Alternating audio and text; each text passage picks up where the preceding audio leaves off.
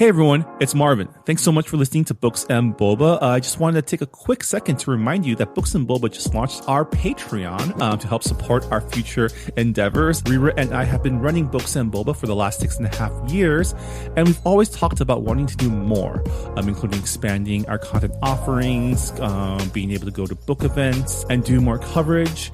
And so to help us get closer to those ambitions, we started a Patreon to help us grow and to better support books by Asian and Asian American authors. We are offering 2 tiers for our Patreon. The first is our regular Boba member coming in at $3 a month, which will give you access to our brand new Books and Boba Discord server so you can engage with your fellow Books and Boba Club members and also Rira and myself in real time. This is where we'll be aiming to move the bulk of our book club discussions, but rest assured we'll still have a presence on Goodreads as well.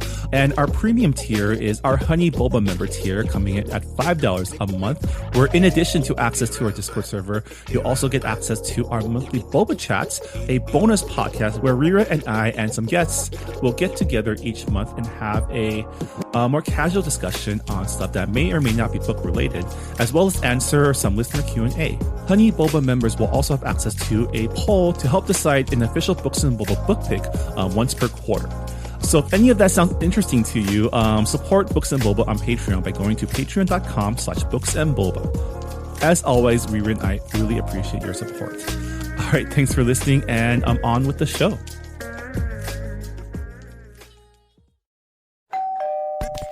You're listening to Whoa! Potluck.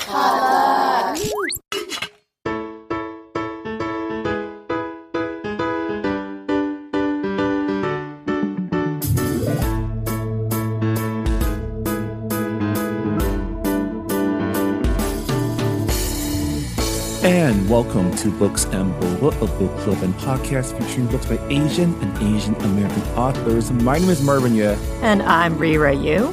And we are here to discuss our November 2022 book club pick, Year of the Tiger in Activist Life, a memoir by Alice Wong, the founder and director of the Disability Visibility Project.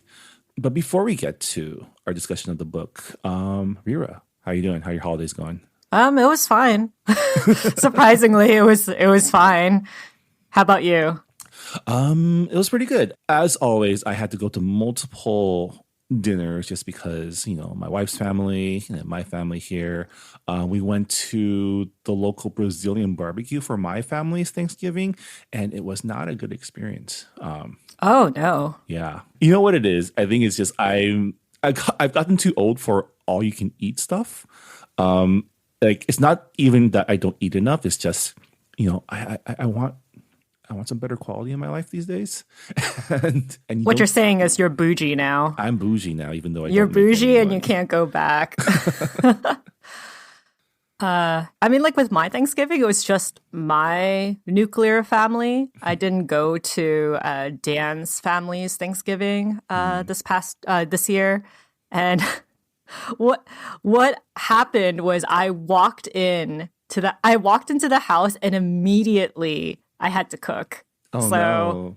Yeah. My mom was cooking as well, but I came in, no greeting at all, and was like, check the kalbi in the grill. And I was like, oh my God, I'm so stressed out. My family does the same thing to me when we go out to steakhouses. These days, when you order a big steak, they come, they serve a family style, and you're supposed to carve it yourself. And whenever the servers bring out the steak, my whole family looks to me to start carving. And I'm my brother's right here. Why don't you ask him? He's staring at me too. I'm like, oh. It's because you're the oldest. I guess. It's like the oldest sibling responsibility to take care of everything. So I think it's just because the last few times, my parents live overseas, so they come back every once in a while, once or twice a year. And when they're back, my dad loves to fire up the grill, except he doesn't want to do the cooking. So I'm the one who's taking over barbecue duties, grilling steaks, carving them, bringing them out. So now they're all used to me making food and serving food for them. And so they've all somehow magically forgotten how to cut their own food. It's amazing. Wow. I remember like the past few Thanksgivings, I would actually like bring side dishes because my parents tried to force Dan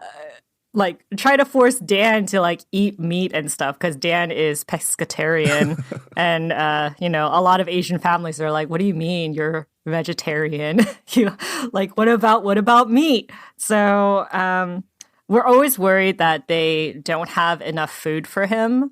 And I used to bring sides. And then the one Thanksgiving when I didn't bring any sides, they're like, what happened to the yams? What happened to the mac and cheese? And I'm like, I do live in a tiny apartment. Just to like make two sides is a lot of work. Right. And if you really wanted them, you should have told me before I came here. That's true. They just expected it. And I'm like, what? And of course, this year, they hadn't started cooking on the seafood. So after I had checked on the kalbi on the grill, I immediately started cooking Dan's food because then I'm like, there's no food for Dan. So that was my Thanksgiving. It sounds stressful, but honestly, I'm so used to it that like it was just like routine clockwork. Yeah, I mean, it's fine. I mean, I know I sounded like I was complaining about it too, but it's just dealing with family expectations, just par for the course, especially during the holidays, and especially if you're a child of immigrants, I guess. Yeah. I think it also helped that the World Cup is happening right now. So, like, oh, yeah. My dad was just like, oh, have you been watching soccer? And I was like, no, because they're happening at like the wee hours of 5 a.m. And I'm like, it's award season for K-pop. Listen, I have only so many hours where I can stay awake. So, yeah, I mean, it doesn't hurt that Korea did pretty well today. So, oh my God. Yeah, I was like, what? Like, we are the dreamers. Oh my God. We actually won that game. I mean, Japan versus Korea is still a possibility in this World Cup, which will be pretty nuts in the city that we live in. I mean, didn't Japan win as well? Yeah, Japan beat Spain. I was like, what the hell? Like, wow.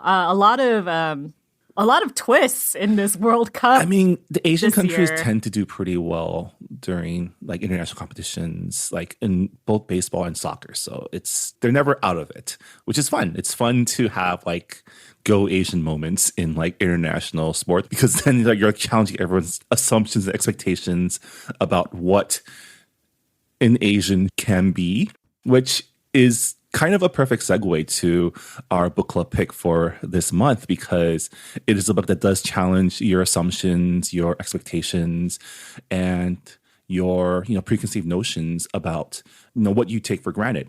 Yeah. Well, to begin this book talk, I'll just briefly go over the book jacket description and then we can jump in. Drawing on a collection of original essays, previously published work, conversations, graphics, photos, commissioned art by disabled and Asian American artists, and more, Alice uses her unique voice and talent to share a raw and multifaceted, impressionistic collage of her life as an Asian American disability rights activist, community builder, and media maker. From her love of good food and pop culture to her unwavering commitment to speaking out against often complex and overlooked ways inequalities and injustices play out in ableist society. So I think collage is a perfect way to describe this book. It's really tough to peg it as a memoir because so much of it is mixed media. There's like text messages, there's previous interviews that she's done, there's transcripts, and of course there's like also like comics and there's a lot of humor to it. So it's really hard to categorize this memoir, which I really liked. Yeah. I mean, I was also like, I didn't know anything about the form of this book going in. So I had assumed that it would be just like a straight up memoir. But like the moment she started, including transcripts from interviews, from podcasts, like it really, it felt like a multimedia experience. And I like that it was kind of like a scrapbook of her work in addition to like her reflections and her story as well. Yeah. So the book is split up into several sections. There's origins, activism, access, culture, storytelling, pandemic, and future. So lots of sections. And among these sections, there's like subsections. So there is a lot to go through in this book. But for those of you who are unfamiliar with Alice Wong and her work, she was born with muscular dystrophy, which hampered her ability to walk by the time she was 7 or 8 years old. And yeah, like as she got older, she had to use a wheelchair and a ventilator. Yeah, like she is originally from Indiana. Her parents were from Hong Kong, and they immigrated to the Midwest. And it's a time period where I'm assuming that a lot of not only prejudice against Asian Americans, but just prejudice against disabled people was just 10 times fold. Yeah, I mean, Rira and I both grew up on the coasts, which well, I mean, Rira, you did spend some time in the South as well before. Was this before That's all true. the Koreans came in to Atlanta? It was kind of like in the middle. So it was like when a lot of East Coast Asians were moving to Georgia and to the South because housing was cheaper. So a lot of people that I met were actually like from around the same hometown. And it was just like, oh, all these restaurant owners, like my family knows them. Yeah, I mean, I think that's something that I got out of this section was the sense of community in these, at that point, more remote enclaves of Asian Americans. You know, I grew up in San Gabriel, so I grew up amongst like being Asian out here wasn't exactly something that sets you apart. But, you know, growing up in places like the Midwest, like the South, you know, I can imagine your relationship to your identity is really different. But at the same time, the enclaves are just so much stronger. And the people that, you know, you meet, like I honestly don't remember the people that I went to Chinese school with, but it seems like Alice has like strong memories of like the people that were in community with her. So I'm not disabled myself, but I have two younger brothers who are autistic. One of them is nonverbal and requires a lot of home assistance. So a lot of the agonizing process of going through like Medicaid and through like government care to just get like just the smallest amount of hours, I like could definitely relate to that because they really just make you go through a lot of hoops. And like my dad is pretty fluent in English, and there's also me to help out with the paperwork. So I'm just like the struggles that non-English speaking families must go through is it's just so rigged against them, and it's like so infuriating. But like one thing that I really enjoyed about this book was just like the context of Asian American communities' cultural tendency towards disabled people.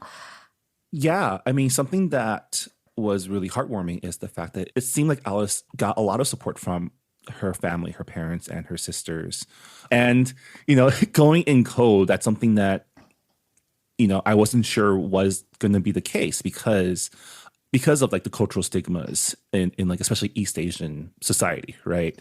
And it was really cool to see that, you know, she had people around her who were willing to jump through those hoops, were willing to learn what they need to do to support her and her life. Yeah. But also just how some of the people at her Chinese American church, like the aunties there, they would say some backhanded compliments and snide remarks on like, oh, if you're so lucky, like if you were in Asia right now, like you would not be able to get the support that you are getting. And it's like, oh, your parents must work so hard to afford you all of these quote unquote luxuries. Yeah, I mean, shitty aunties is going to be everywhere, you know? I was just thinking about that one section in the book where she's talking about church culture and how there was a moment where she's called up to the stage by the pastor and they're saying like, oh, through the power of Jesus, make her walk. And I was like, oh no. Oh no. And just like how she was able to like take a step from her wheelchair. And it's just like, you know, this isn't a miracle. I am able to, you know, move if required at some times because, yeah, I was just like, yeah, it's unfortunately a thing that happens in Christianity and also just in media in general. Like this idea of we need to fix the disabled people and just like kind of like putting them in a narrative of like, look at them persisting, look at them living their life to the fullest despite their disability. And I'm like, ooh, that's not as great as people think they're saying. And, you know, she does give that caveat in the beginning of this book, which is this is not that kind of story. This is not a story about persevering. This is not a story about overcoming odds. This is a story about fighting back against those assumptions of how my story should be and advocating on what my life can be, right? And I think this book does a really good job of getting the reader to challenge themselves as well, right? And I did love that she didn't dwell on like the story isn't about how she overcame. It's about how like this is her life. And, you know, being I really love the parts where she said like being an activist wasn't something that she chose. It's something that her life necessitated.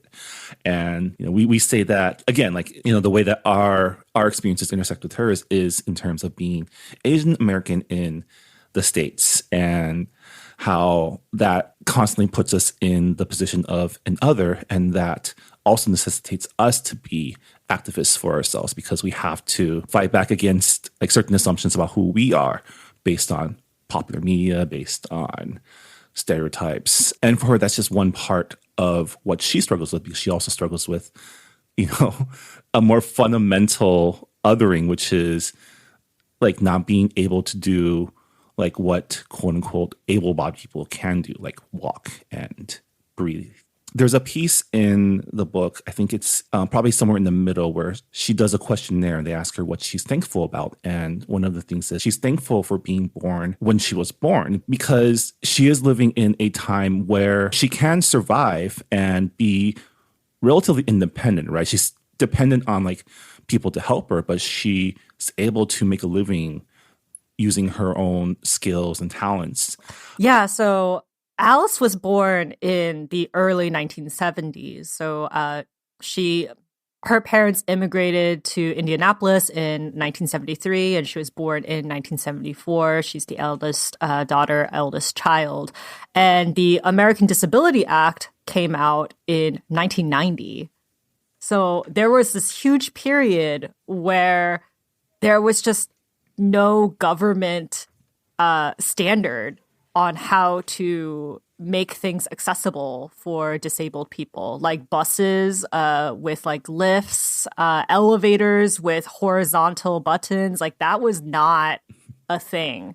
And just like it was like really endearing to see how Alice was already an activist when she was like a high schooler, like sending a letter to Time magazine about how important accessible buses are, how it's like really important for her to have this autonomy because she's living in Indianapolis where it's the suburbs and the only way to get around is through her parents driving a customized van. And she didn't really have the same experience as able-bodied teenagers. Obviously, that didn't damper her ability to enjoy life, as we can see reading the book. She watched a lot of TV and read a lot of books. She had a very enriching childhood. And I did not know that the American Disabilities Act, the ADA, came out so late in American history. Like literally the ADA is the same age as me, which is like so bonkers to me. Yeah, I mean, it came out during our lifetimes, essentially. And, it does show that the power of policy on real people, and especially marginalized people, and places where the capitalism fails a lot of marginalized people because they're not seen as worth, investing into. And that's when you need government or like policy to step in and like close those gaps, right? And before the ADA, Alice was already like you mentioned, Alice was already advocating for herself and for disabled people in like basically everywhere she went, like high school, college, grad school. Advocating for accessibility was always a part of her everyday life. And, it puts that in stark contrast with things like, in terms of activism in general, right? Like people tend not to get fired up, like get activated until something threatens them or happens to them specifically. And, as a disabled person, you are marginalized and you are essentially like oppressed from birth, right? From the very beginning. And so she was activated from the start just because she needed to in order to like live her life. And I guess jumping ahead a little bit, I think that was the most prominent theme I saw from the last few chapters of this book, which is talking about life during the COVID pandemic as a disabled person, and how all of a sudden all the things that were too hard to do, like remote working and video conferences things like that. events like virtual conferences and events. Yeah, virtual conferences. All of a sudden, like the things that disabled people have been working on for decades is suddenly or requesting or like advocating for were being accepted by like companies and corporations. Like she mentioned that like before they would get the excuse that, oh no, we don't want to take away from the face-to-face. And now in like a post pandemic world, or it's not even post, we're still very much in it. Like the cases just spiked over Thanksgiving weekend. Riri and I have been doing this podcast remotely for the last 3 years now. Has it been 3 years? Oh my goodness. While, yeah. Yeah, we haven't been able to access our studio for a long time. Yeah, and as someone who worked at a bookstore and did like events pretty much, we had to move entirely to virtual events, and we were able to have all these authors from abroad even. And it's like, wow, why didn't we do this before? and it's just like, wow, the things that disabled people have been like, requesting. It's just so easy to grant, and we've just been so embedded in our own prejudices, and also just like not even considering how systemic ableism can be. And now that we're, quote unquote, again, going back to normal, we're forgetting all that again. We're forgetting, like I think that whole section about the pandemic was really, you can feel her frustration, both in the fact that, all the things that she's been advocating for now is coming so easily just because able-bodied people are inconvenienced slightly by not being able to go outside whenever they want. But also the fact that even with the increased focus on, public health, disabled people were still being excluded and forgotten in terms of like distribution of vaccines, and even in like the rush to like go back to normal and like reopen. Yeah, I mean, at the start of the pandemic, early 2020, Dan Patrick, the lieutenant governor of Texas, openly said, like, oh yeah, like disabled people should just sacrifice themselves. Elderly people, immunocompromised people should just sacrifice themselves so the economy can go back to the way it was. It was just like, wow, like this system, this government, really, they just see disabled people, immunocompromised people, and elderly people as expendable. And it just really makes you question, like, what we think as a quality life is. Yeah, I think that's a theme that runs throughout this book, is getting you to reevaluate your assumptions on what equality means and what inclusion means, because we talk about things like representation in media. But when we talk about that, we tend to talk about just things along like racial lines. But being able to cast disabled people to play disabled people, or write disabled stories is also equally important. But it tends to be forgotten because this like slice, this intersection of representation of who counts under the umbrella of diversity often does exclude disabled people, because those of us who are able-bodied we don't think about it. And it's similar to the way that, like, let's say more well-off East Asians don't think about anti-Black racism, because it's uncomfortable to think about ways that we are also oppressing people when we feel that we're also marginalized. And it's like throughout the book, I did keep thinking to myself, yeah, it's like true equality needs to encompass everyone. And we're living in a world where you can live as someone with disability. Alice is a prime example of that, someone who has lived 40 plus years now with disability and has made a life for herself as a writer, as a content creator, and as like an activist and advocate.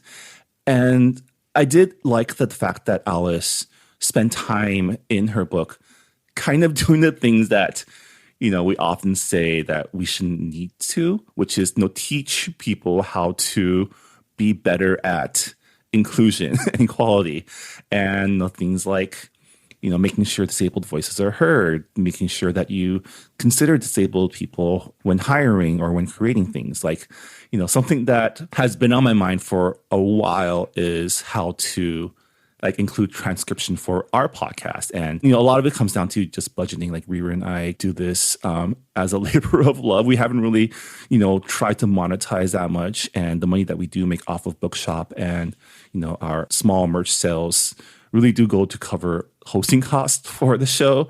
But, if we do get to the point where we're making like a decent amount where we can, either hire someone or purchase like transcription services, like I'd love to go back and transcribe all of our podcasts so that it is more accessible. And, those are things that, I wish we could do. And it's one thing to think about, it's another thing to do it. And I do hope that one day we'll be able to do that. But just little things like that are, similar to, again, like not to bring it back to Asian American activism, even though that is one of the things that Alice does and the things that Rira and I are most familiar with. But like little things like just making sure there's someone in the room to like voice concern or voice their opinion goes a long way to like create some sort of change, right? Yeah, I mean, I definitely felt called out during the podcast chapter.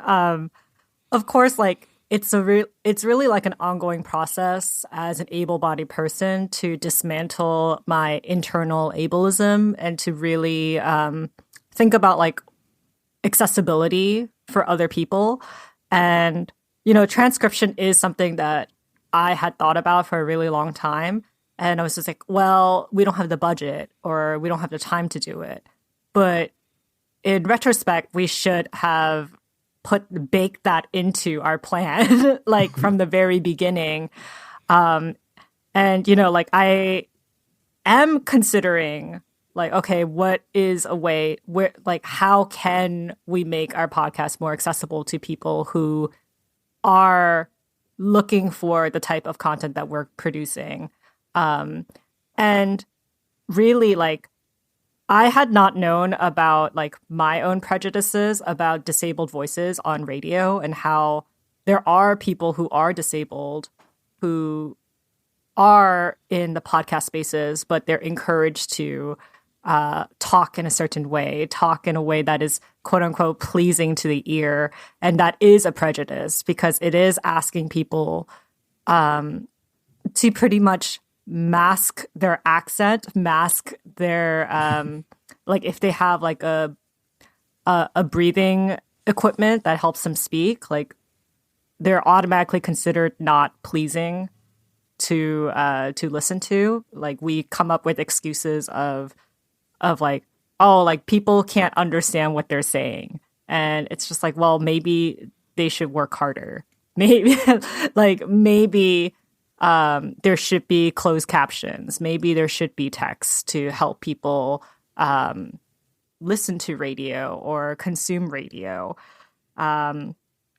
Yeah, I mean, it's all Yeah, about. so this entire book was just me re-examining, like, okay, like, how am I ableist? How can I do better? And that's not the purpose of this book, but that is what I gained from it. And I would say that probably is not, she wouldn't have added so many like literal tutorials if that wasn't at least part of what she wanted to get across. And I did appreciate that it wasn't just one chapter. It was like multiple chapters where like a lot of these themes are repeated again and again in different ways throughout the book, and things that people can do, things that people should do. And there's no way to read this book without re-examining your own relationship with your ability and confronting how. Yeah. Also, as like an able-bodied person, I realize all of the benefits I get from people who are disabled and have like worked really hard to get like more accessible content. So for example, I listened to this book halfway through audiobooks. And audiobooks were initially meant for people who are blind, who have vision impairment. And I benefited from that. I benefit from watching my movies and TV shows with closed captions. I've always watched things with subtitles, mainly because I am able to understand text better than just listening sometimes. But that's not what closed captions were initially made for. So it's like all these little things that were meant to make things more accessible for disabled people, I have benefited from it. And I hadn't even considered that I was benefiting off of their labor. To me, it's just like, oh, things that make my life a little bit easier. But they're essential tools for disabled people to participate in the arts. So Yeah. I got a lot of like small revelations throughout the book that way. And I think a lot of people that Alice came across in her life also went through those revelations. Like, for example, she went to Earlham College, which is like a private university in Indianapolis. And she had to transfer to a local university, Indiana University, because while she was sick and she had to take like a semester off, the number of hours of home care assistance that she could get per day had changed because Indiana had made cuts on Medicaid. And her new school pretty much had to like figure out, okay, like how do we make an accessible bathroom? And there was literally just one accessible bathroom in the entire campus for her to use. And same thing with like elevators. Like there are, like she's unable to reach the buttons, or there aren't like curbs that she can go over because of her wheelchair. And these are things that they had to re-examine and be like, oh, those are things that we didn't think about. And it's like, of course, those are things that you didn't think about. You're an able-bodied person. Like the solution lies in the people who have to grapple with these things. Yeah. And again, it also shows the power of policy on people who rely on public health care to go about their daily lives. And I thought it was really interesting reading about her time at UC San Francisco, because she was, it sounded like she was like one of the first disabled students to have like to live on campus. So they had to come up with creative ways to have housing for her. They're like, okay, well, we have this faculty house that has a garage, like we'll convert it into an apartment and have like an accessible bathroom, make sure that it's in walking distance of all of your classes. And I'm like, wow, this school really like went the extra miles to make things more accessible for her. And I'm just like, well, they shouldn't, like, it's impressive, but also it's something that should have been considered from the very beginning. But unfortunately, it wasn't baked into the plan. And, you know, like, Yeah, I mean, I think part of that is also, I don't think at that point they ever expected someone disabled attending, right? It's the assumptions of what a disabled person can do. It probably never entered their minds that someone would want to go, like someone who needed daily care would want to go to a research university, right? yeah. And also just how academia can be very ableist, very classist. Just how, like, she talks about when she went for her master's degree for grad school, she felt like she was so behind everybody else, and it was just like really hard for her because she had to grapple with a lot of health problems at the time, and she just had to take incompletes after incompletes, and it's like she should have gotten like extra time and extra care and be allowed to take care of her body and also like work on her dissertation without worrying about survival on top of it, you know? Like, it's already hard to get a PhD. Imagine just, you know, dealing with the constant stress of whether or not your safety net is going to be ripped away from you. It's not the disability that is quote unquote scary. It's the fact that, you know, your autonomy will be taken away from you. That the tools that you need will be taken away from you, like such as the Medicaid hours. Yeah. And that even extends to the small everyday things like drinking liquid Drinking through a boba. straw. Right? Drinking boba with plastic straws. Yeah. I mean, she didn't mention the store, but we all know who they were that were advocating for that. Yeah, I mean, they were trying to ban plastic straws, right? That was the thing. And like it was something that, you know, everyone was like lauding as, oh, such a great move for environmentalism. But totally disregarding that, you know, there's certain people who can't use paper straws. And if you take that away, you're like, it's not even like inconveniencing a whole population of people. It's like disregarding them wholesale, right? Yeah, I have an exact quote from that chapter. Plastic straws are social tools and props, the perfect conversation starter. But one person's social prop is another person's conduit for nutrition. Yeah. So yeah, like plastic straws were just, you know, like for able-bodied people, it's like, oh yeah, like we should cut down on waste. It's like an easy way to do it. This is a cost-effective way to do it without realizing the cost that it takes, the cost that disabled people would be taking from it. And it's really funny how this plastic straws chapter came about, was included in this book, because I remember this was when I became like aware of Alice Wong's work, because at the time, like I was seeing a lot of tweets about it and why banning plastic straws would be a bad idea, pretty much. Yeah, and why metal straws aren't the solution.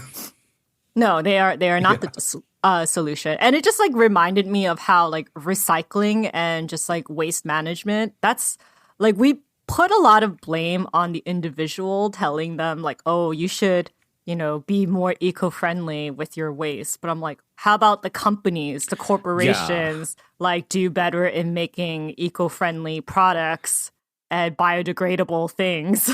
Why is it the responsibility of us to monitor the like the destruction of our planet? Shouldn't it be this is how capitalism like ruins everything. And I did like that in multiple parts of the book, Alice called out that in places where capitalism has failed marginalized communities, disabled communities, the community has come together to support each other through mutual aid, through advocacy, through intersectionality. And I think it made sense to end this book talking about the pandemic, because the pandemic is kind of like in itself a microcosm of like the disabled struggle. It was smart of Alice to bring back all the things that she's been talking about and explain how it directly affected her life and the life of her disabled colleagues during this like global pandemic. Yeah, and towards the end of the book, I thought it was so creative on how she had like this imagined dialogue between herself in her like her current self in her 40s, talking to Alice from when she was like a teen, just answering questions that a lot of disabled Asian Americans might have.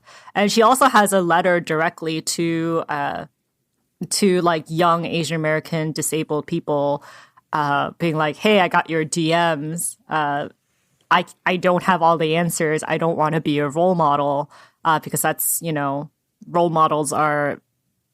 It's a hefty title and they're bound to fail. I'd rather be a fellow troublemaker with you. I'd rather be your peer." And I don't know, it was just like such a creative way to give hope and comfort to people who are struggling with the same struggles that she had when she was a teen, but albeit in different ways. The world is a little bit better. It does not feel like it, but it is a little bit better with accessibility. And it was just like, I don't know, the obituary too at the end was pretty funny as well. Like Alice imagining that she passes away at like age 96, had gone to space, had done all these things. And it was just it made me smile and be like, wow. Movements are always looking for heroes to rally around, but really like the work is really done by like everyday people resisting in their own small ways. And I think that was a good message to leave, which is, don't look for people to save you.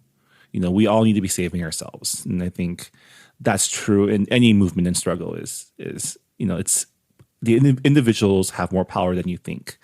I think that was a good message to leave behind. And definitely, like I mentioned, her voice is just, this was for a book that touches on a lot of uncomfortable themes, it was really funny. Alice has a great sense of humor, both about like her own disability and also her observations of the world in general. She isn't afraid to speak her mind, and I definitely appreciated that. Like she, as a fellow geek, speaks in references, which is how we talk to each other.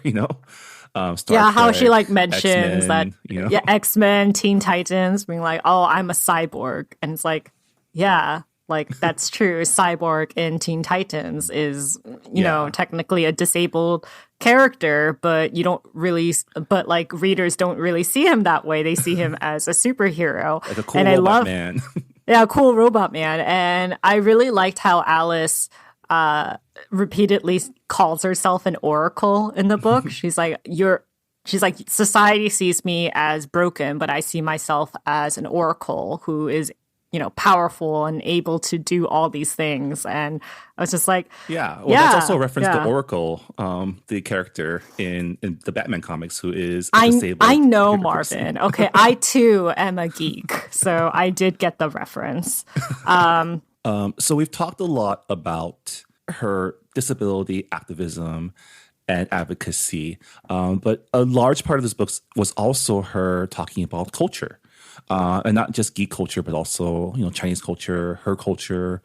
I like that she put a focus on like identifying herself as Shandonese, which is a part of the country that actually my wife's family is from there as well. So it was really fun to read the chapter about her Lunar New Year practices, because my wife's family does the same thing. They do the money hidden in the dumplings. And for me, as like a Southerner, it was actually like, I find it very stressful because when I eat my dumplings, I like to chomp down. And knowing that there is a coin in one of these, I'm like, okay, I actually don't want to pick up the one with the coin in it. I know I'll win money, but I also don't want to chomp down on a piece of metal.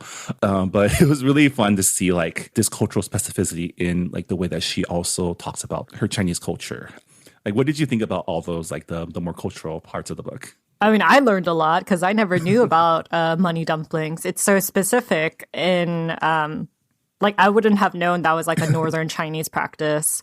I also love the interview that she did with her mom, just like talking about just like growing up and passing on traditions. And her mom was like talking about how with red envelopes, how like it's related to like the amount that you get is like related to your relationship with the giver.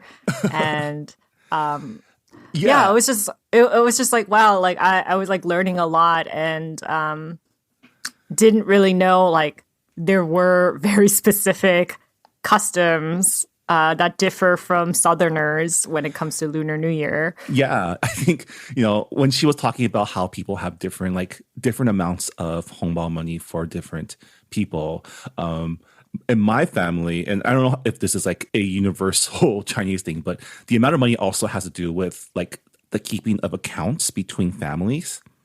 So, like, for example, like I receive $100 from my aunt for Chinese New Year. That means that $100 gets passed back to my cousin when he graduates college as a hongbao.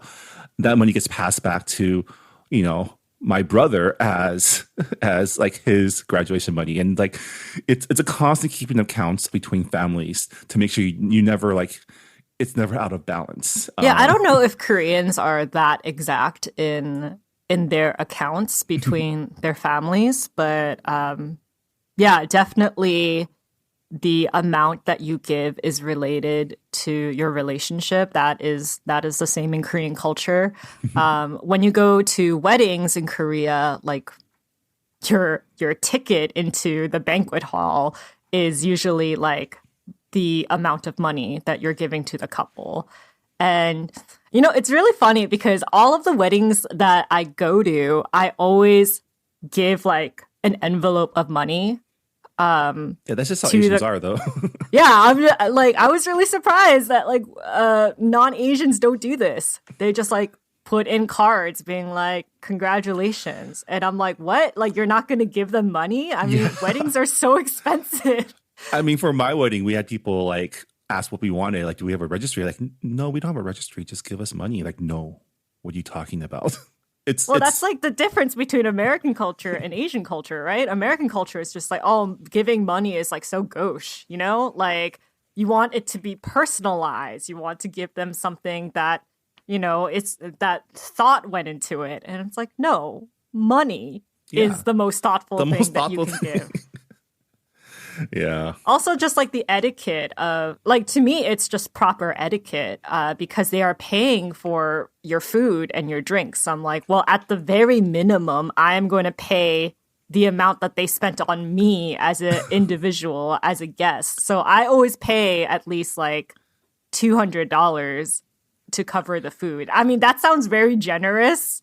Which is why I don't go to that many weddings. If I can afford to not go, then I don't go and I give them a smaller amount. But yeah, I feel like this goes back to the whole like keeping up accounts thing. Like you never want to feel like you owe someone something, right? You want to be on as much of an even ground with other people. Like you want to make sure those accounts are balanced.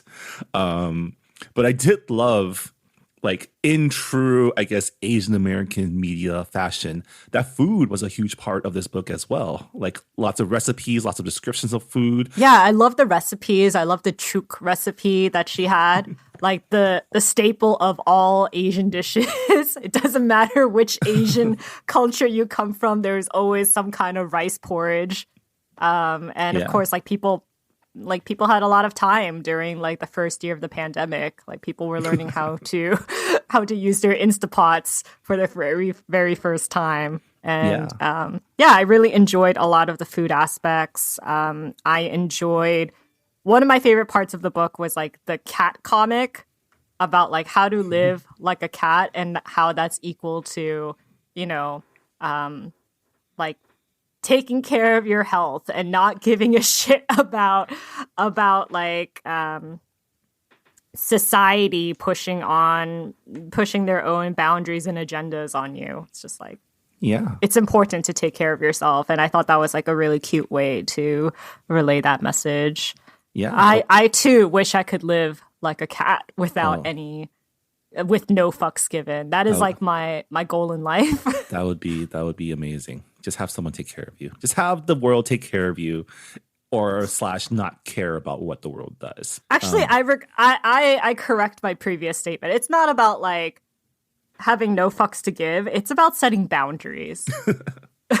Yeah. Because it's really hard to say no sometimes, especially if you are in the activist space, if you are in a marginalized community. You always feel like you have to do more, and people expect you to to do a lot of like work in terms of representing. And it's like, sometimes you just got to say no and, pick yourself first and be like, fuck it. I'm just going to be a cat. I'm going to live my life and take care of my health first, because that is more important than pushing the agenda of people who are just like, I want to do a check mark on my diversity checklist.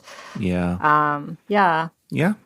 This book definitely had a little something for everyone, and especially those of us who are able-bodied, to learn more about not only what Alice has to go through as someone with disability, but also how we can be better. And I think that's something that this book succeeds in is, it's not talking down. It's not there.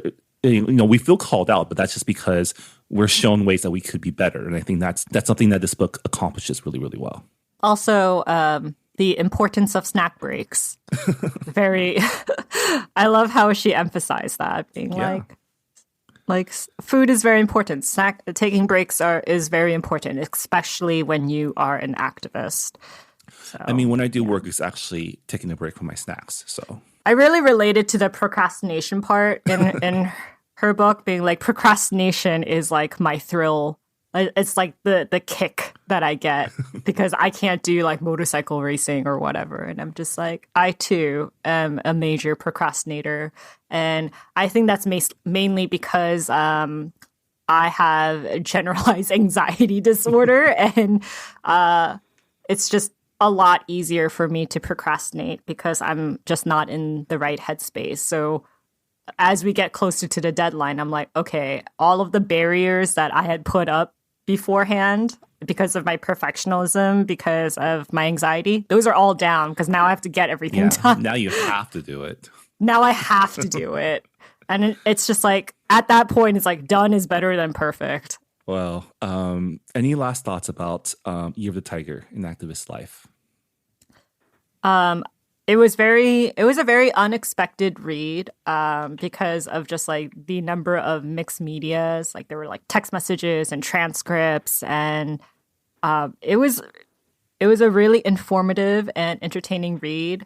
I liked how it defied the traditional like disabled person's memoir, because there's a lot of those in publishing where it's about like inspiration and defeating the odds and living life to the fullest. And Alice was just like, this is my life as a disabled person. It's filled with joy and geek stuff and fulfillment, but it's also, she was very frank about her about like medical trauma and the hardships that she goes through with her body, but it was just told in such a matter-of-fact way that you don't really consider it to be the typical like arc of a disabled person's journey. And I laughed a lot and I learned a lot, so I hope our listeners will give the book a chance as well. Yeah, I definitely had a lot of fun reading as well. There are parts that are uncomfortable. There are parts that you will feel a little called out, especially if you're someone who works in spaces where you could be doing better. And I think that's also another thing that I liked is like you can get a sense that Alice Wong is someone who, for better or worse, is on the top of people's list when they need to talk to someone or have someone talk about disability and diversity and all those intersections in between. And I'm sure Alice, like many of us who worked in that space, gets tired of it. And so this book kind of acts as a way for her to point to something whenever people ask her now, which is why I appreciate that she did spend a good portion of the book providing resources for how people can do better and be better about inclusion in terms of disability. And now there is a resource that she and we can point to when people have questions, right? Yeah, and I loved a lot of like the mottos that she had in the book that turned out to be like song lyrics in her feature section, where she says, ableism is trashed, fuck you, pay me, and shut the fuck up, white people. And I was like, oh man, my anthem. Yeah. So there's a lot of humorous parts to this book. It's, you would expect it to be all downers. but it's not. There's a lot of joy and there's a lot of humor to it. Yeah. Well, on that note, I guess that'll do it for our discussion of Year of the Tiger, An Activist Life by Alice Wong. If you've read the book and have your own thoughts, we'd love to hear them on our Goodreads forums as well. Our book discussions continue on even after our podcasts are over. So definitely, if you have thoughts to share about not only the book, but also our podcast, please let us know. So moving on, this month for December, we're actually doing a longer book. So we'll actually be discussing the first half in December and the second half in January. So it's the first time we've had a 2-month read in a while, but it's also one of the longer books that we've selected in a while. So yeah, Rira, what are we reading for December? So for the month of December and January, we will be reading Babel by R.F. Kuang. We're going to discuss the first 12 chapters at the end of the month, and then we're going to read the latter half and discuss that in January. This is our first time doing a format like this. I'm actually really excited because Babel is a very long book. It's like over 500 pages. And I feel like this is a better way to make it less daunting. Yeah. And I'm going to have to control myself not to read ahead. But I'm excited. I've been looking forward to reading this for a while. I've been a fan of R.F. Kuang's writing ever since the Poppy Wars. So I'm very excited to have the opportunity to read this with everybody. But this book pick does come with a few caveats. So, Rira. Yes. So like Marvin said, we've been wanting to read Babel for a very long time, especially since it was like first announced. And unfortunately, I didn't realize that Babel was published by Harper Voyager, which is an imprint of HarperCollins. And right now, HarperCollins is having a strike. Their union has been on strike since the beginning of November. They are asking for fair wages and better benefits. And while they have not asked for the boycotting of HarperCollins titles, we just want to let people know that R.F. Kuang is a HarperCollins author, and she does support the union. She has said it on social media. So I would like to direct people to the HarperCollins union's Twitter and Instagram accounts, where there will be links to how to donate to their strike fund, how to support those who are in the union and are on the picket line, how to support HarperCollins authors as well. If you can, try to borrow Babel from libraries or like online services like Libby, Hoopla. And if you want to buy a physical copy, I strongly recommend going through an independent bookstore or an independent seller. So those are ways you can help the HarperCollins Union. Make sure to, talk about it on your own platforms. Every bit helps. But yeah, I just wanted people to know that Babel is a HarperCollins title. I realized it a little bit too late, but this is my way of paying back and contributing. Yeah, and definitely make sure to amplify and support what they're doing out there, because these publishers are also many of the people who help us get more diverse books into the world, into our hands. So it's important to support and make sure that they're being paid fairly in an industry that is largely kind of famous for underpaying its workers. So yeah, definitely. They are asking for the starting salary to be $50,000, and to me, I'm like, that's a given. That is like more than reasonable. I don't understand why the publisher hasn't already reached an agreement or even contacted the union. It's been kind of like radio silent since the strike started, which is unfortunate. I mean, it's a combination of a lot of things, right? Capitalism, ego, pride. And, they're asking for just something so basic. And I want to say, the money is probably there. The money's definitely there. It's just it's going to the wrong people. Corporate America to the people corporate America is about cutting costs and increasing profits, and they view workers as just parts of a machine. So yeah, we support the struggle and definitely just wanted everyone to be aware of what's going on. And, as always, if you have read Babel and have thoughts about the book, please let us know on our Goodreads forums. For this month at least, please keep it to the first 12 chapters. We will read your feedback, but we also don't want to be spoiled. So use the spoiler tag so that it could censor the spoilers in your reviews. Right, because if you spoil this for me, I will not forgive you, is what I'm trying to say. I also would like to direct people to Disability Visibility as a website. It's disabilityvisibilityproject.com. You'll find Year of the Tiger.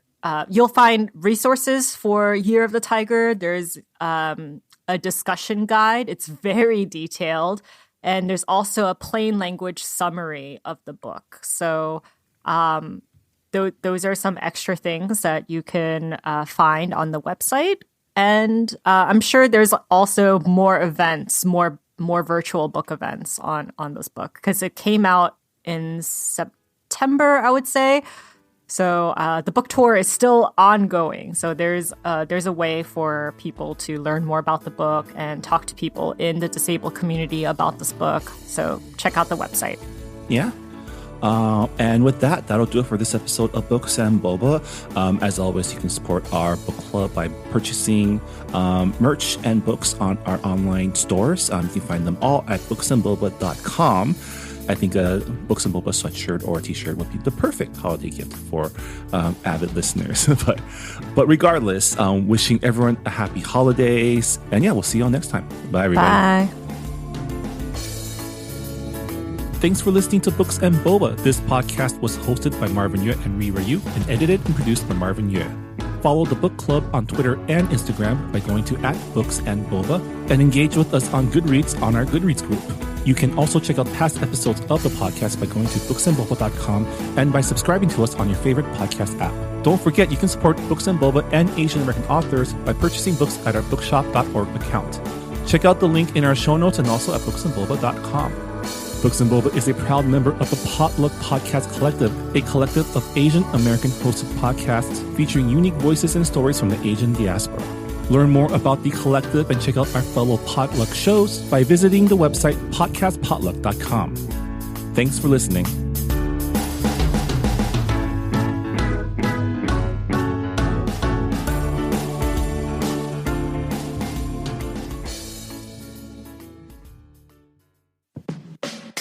Hey, I'm Phil Yu, and you may know me from a blog called Angry Asian Man. And I'm Jeff Yang, author, journalist, and celebrity dad.